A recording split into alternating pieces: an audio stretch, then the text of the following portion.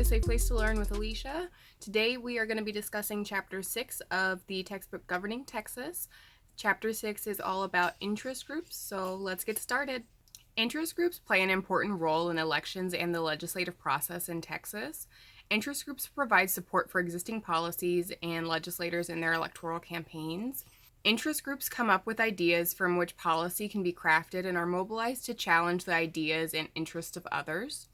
Interest groups enable people to join together and seek policy change in a number of ways, like providing like-minded individuals an organizational structure for discussing problems and offering solutions, and by providing a vehicle for working together with other organizations.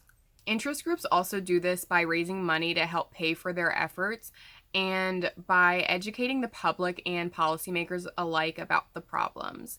Interest groups provide support for existing policies in many areas of public policy, as well as challenge policies and advocate for change.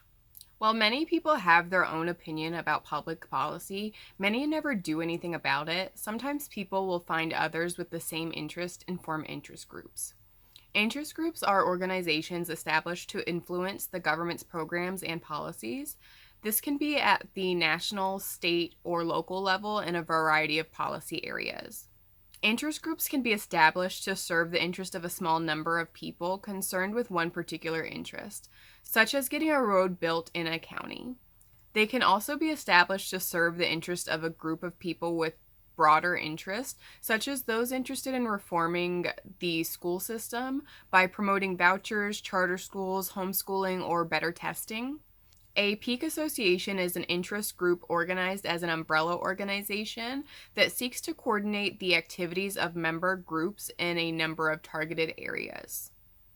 Interest groups can gain influence over politicians with the money that they raise by providing information to the politician and by maintaining credibility through providing solid information. Interest groups employ several strategies to gain influence, including political, legislative, and public awareness, as well as judicial strategies. Constitutional rights made the U.S. and Texas a pluralistic society where individuals organize into groups to serve common interests and compete with one another for power and influence. Pluralism provides multiple access points for interest groups to try and influence public policy. In Federalist 10, James Madison discussed how a large republic with many interests competing could work to protect individuals from the abuse of power of any one powerful interest. Pluralist writers in the 20th century would argue that these groups could check and balance one another in the political process, just like the different branches of the government. The problem is having a common interest is one thing, and organizing that common interest into an effective group that can act to promote that interest is a much bigger task. These associations are voluntary and can lead to a free rider problem. The free rider issue is the incentive to benefit from others' work without contributing, leading individuals in a collective situation to refuse to work together. The larger the common interest, the more difficult it may be to overcome the free rider problem and create effective interest groups. To combat the free rider problem, interest groups may offer incentives in the form of selective benefits that often cover a wide range of activities, or solidary benefits like free t-shirts or a free hat. In Texas, business, oil, gas, and high-tech interests are especially influential. Both interest groups and policymakers benefit from their relationship. Policymakers receive information, money, and votes from interest groups, while interest groups receive policies beneficial to their causes. Interest groups have advantages that individuals do not, like time, money, expertise, and continuity. They also engage in bundling, the practice of combining campaign contributions from several sources into one larger contribution from the group in order to increase the group's impact on the candidate. Interest groups employ lobbyists who are tasked with influencing government decisions on behalf of the group by gaining access to policymakers and communicating the group's objectives to them. Lobbyists can represent many types of interest groups, including corporations, professional groups, public employee groups, single-issue groups, public interest groups, and ideological groups. Lobbyists may be employed by an interest group to deal with one issue or on a regular basis to deal with a range of issues. Some lobbyists represent only one client, while others have a large number of clients. Often, industries in a particular field have broad interests that need representation. Lobbyists often gain access to policymakers through entertainment like expensive dinners, sports outings, and other activities. Lobbyists spend large sums of money to help offset Texas lawmakers' low salaries, which can be supplemented with campaign contributions for expenses related to holding office.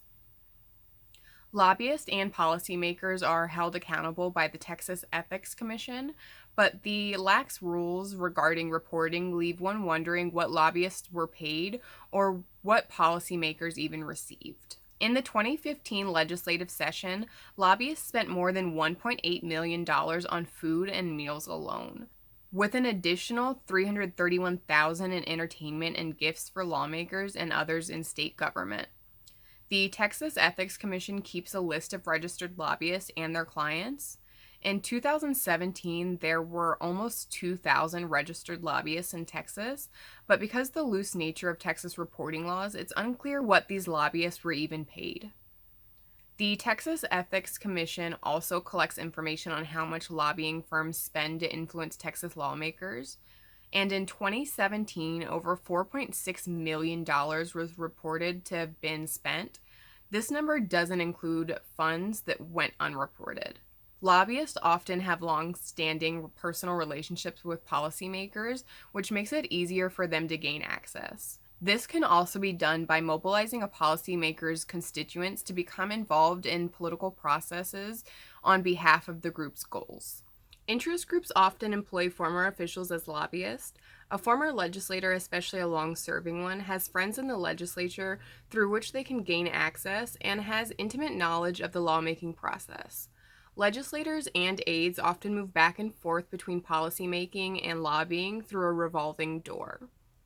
Other especially valuable lobbyists have been former committee clerks for major committees and chiefs of staff of members who were on major committees. In the 2017 legislative session, lobbyists included 5 recently retired lawmakers with a total of 31 lobbying contracts, allowing them to generate a total of $1.7 million in fees. During the 14-year governorship of Rick Perry, dozens of his aides either left the administration to become lobbyists or joined the administration after being lobbyists. Some moved back and forth from administration to lobbying in a revolving door fashion. The issue of lobbying by former officials and their staffs is a significant one, as there is concern that policy decisions may be made with an eye toward future lucrative lobbying jobs. Texas has weak laws dealing with lobbying for former government officials. A former member of a governing body or a former executive head of a regulatory agency cannot lobby the agency for 2 years after leaving office. Senior employees for former officers of Texas regulatory agencies cannot ever lobby a governmental entity on matters they were involved in when they were employed by the government. However, there are no legal restrictions on lobbying by a former governor, former lieutenant governor, former legislator, or former aides to these offices. Despite gaining access through entertainment, lobbyists provide useful information on how a bill can benefit or not benefit a policymaker's district or the state. Lobbyists may write bills, explain bills, testify in committees debating bills, or lobby for rule changes proposed by the bureaucracy. Even though there is still concern over bribery, lobbyists generally provide information, campaign contributions, and political support rather than bribes. A few ethically questionable incidents in the 1980s and 1990s led lawmakers to create a state ethics commission in 1991. The commission does impose additional requirements on lobbyists and policymakers in reporting, but it is not a major restriction on the practice of lobbying itself. Business interests dominate in Texas government, often leaving out the public's interest. Some groups do lobby on opposite sides of an issue, but every lobbying group has a specific issue that they lobby against or for. In addition to providing information, interest groups influence policymakers by promoting or opposing the interest of candidates. An interest group may encourage individual members to make contributions to candidates, or it may collect funds from members and bundle those funds as a donation from the interest group. When bundling, the interest group creates a political action committee, or a PAC, to make the contributions. A candidate is more likely to notice a substantial contribution from a PAC rather than many small contributions from individual members of an interest group. The lobbyist who delivers a substantial PAC check is more likely to gain political access than a lobbyist who simply asks interest group members to make individual checks. The PACs send a message to the candidate that its members care strongly enough about its agenda that they're prepared to back those goals with money. A PAC can even serve as an intermediary to provide money to candidates that the interest group members might not want to support publicly. A PAC may engage in issue advocacy that may at times support the candidate but isn't in the candidate's control.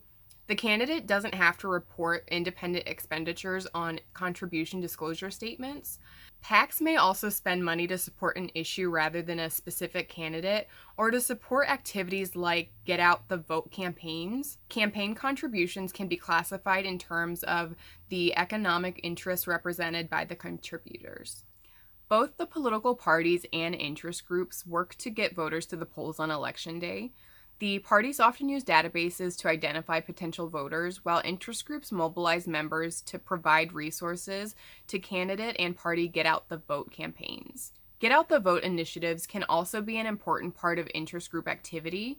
The most successful Get Out the Vote campaign run by an interest group was conducted in 1988 by the Texas Medical Association. Members were given slate cards with recommended candidates, literature endorsing these candidates, and even expensively produced videotapes. They were asked to encourage not only their families and friends, but also their patients to vote for the candidates. Of the 5 candidates they supported, 4 won. Most efforts by interest groups, however, are far less sophisticated. Interest groups contribute overwhelmingly to incumbents, but they often put their resources directly into defeating a candidate who opposes their position. If a candidate who doesn't support their position wins, the interest group may get on the late train by giving large contributions to candidates they originally opposed. Though candidates are grateful for these donations, since most are in campaign debt afterwards, they typically side with those who were there with them at the beginning, because without them they wouldn't have gotten there. When an interest group is convinced that it cannot work with a public official toward a policy goal, it may undertake an all-out effort to defeat that official.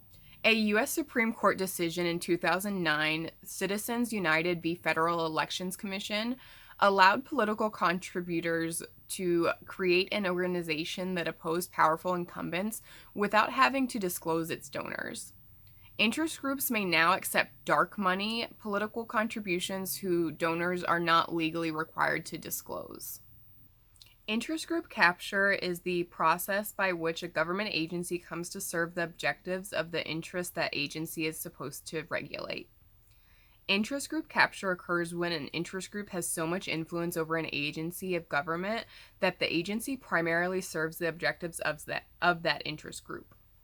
Interest groups often donate money to campaigns of those regulating the industries they represent, or they hire former agency officials to work for them as lobbyists.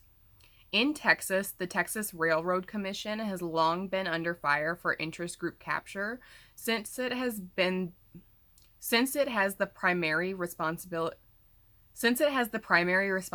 for regulating the state's oil and natural gas industry, pipelines, and coal and uranium surface mining operations. Campaign donations coming from regulated industries present a very real problem, inserting the probability that regulatory decisions are made in favor of large donors rather than the public's interest. While there have been many attempts to reform the Texas Railroad Commission, none of them have been successful. Individuals can sometimes successfully influence public policy. Generally, though, individuals will need a compelling story or argument and little or no opposition to the proposed policy. Few Texans are engaged in local and state politics, leaving most of the lobbying to interest groups. Texas is near the bottom of the nation in terms of measures of social connectedness. that would lead to civic involvement, such as discussing politics with friends or family, group involvement, frequent communication with friends and family, and even trust in all or most of the people in the neighborhood. In one survey, 52% of Texans claimed that they were very interested in politics and public affairs, and 37% that said that they were somewhat interested. However, Texas has the lowest proportion of actual voters in any state. Texans give all sorts of reasons for not voting, the most common being that they're too busy or that work conflicts with voting, and the next most common being that they're either not interested or believe their vote doesn't matter. The low level of voting participation means that organized interest groups fill the void in political activity and can wield vast influence in the state's political process. In this chapter, we learned about the important role interest groups play in Texas politics. Texas politics cannot be understood without first understanding interest groups. Most lobbyists represent business interest, and the bulk of the PAC monies come from business interest. The Texas Association of Business will continue to be a dominant interest group representing the concerns of big business in Austin. While ordinary individuals are able to influence public policy, few do so, and the influence of interest groups in Texas shows no sign of diminishing. As long as federal and state law allow donations and the creation of PACs and other groups, we will continue to see the strong influence of interest groups not only in Texas but in Washington, D.C. as well. As Texas becomes more diverse and more immigrants settle in the state, the response of different interest groups will be something to watch. So just a quick review of our chapter objectives. The first one is to define interest groups and describe the major ways they try to influence Texas government. Interest groups in Texas are organizations of interested citizens who come together to influence public policy. Lobbyists are hired to cultivate relationships with legislators and convince them that their client's interest. Lobbyists are hired to cultivate relationships with legislators and convince them of their client's interest. The goal of lobbyists is to gain access to policymakers to persuade them to support the position of the interest group.